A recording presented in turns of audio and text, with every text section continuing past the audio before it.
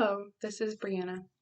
eBay is an example of a company that experienced globalization issues related to information technology when entering into the international market. Back in 2003, eBay was focused on growing its online auction market in China. eBay acquired a company called EachNet, which was at the time the most highly used online auction company in the country. EachNet had more than 2 million users, and their market share in China was 85%. During this time, eBay was not successful in China, and the main reason why is that they did not adequately understand the Chinese user base. Chinese consumers like to interact with sellers directly and build trust with them instead of buying products based on ratings or comments from past buyers.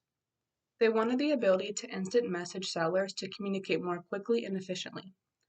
Also, the auctions usually include pre-owned goods, and Chinese buyers typically do not like to purchase used products. In China, purchasing pre-owned items is a sign of a lack of wealth. The idea of an auction itself was also a hard concept for many Chinese individuals to grasp. Haggling is more common there. The method of payment was also an issue. In 2002, eBay had acquired PayPal, and the majority of eBay transactions were made via PayPal, postal orders, checks, or credit cards. However, postal orders, checks, and credit cards were uncommon in China, and Alipay, the alternative to PayPal in China, was not yet implemented. In 2004, EachNet moved its tech platform from China to the United States, and with this migration, consumers in the United States could trade with Chinese consumers. At this time, the internet infrastructure between the two countries was not great. China's eBay took a much longer time to load, and connections were at times unstable. The Chinese government also had a firewall that blocked anything that looked suspicious, or anything that was not approved by the government, and this caused frustration for the users. More and more Chinese consumers chose to use a competing site.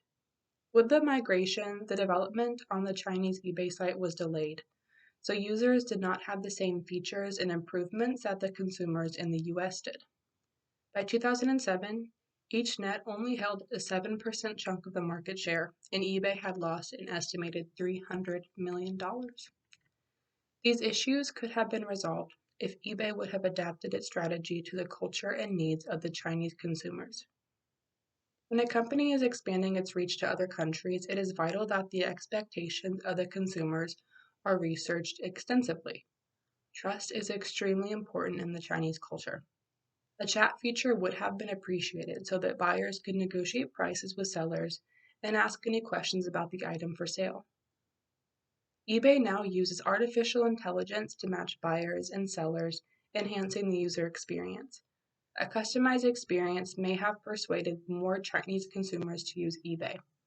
Machine translation is also huge for globalization, as languages can be a barrier when buyers want to purchase goods from another country. eBay now has translation capabilities that has reduced the time it takes to process orders from international clients. Although eBay may not be focusing on expanding its market share in China, it will be important for them to understand and respect the culture of all countries they work with to improve the user experience and earn consumer trust. Thank you.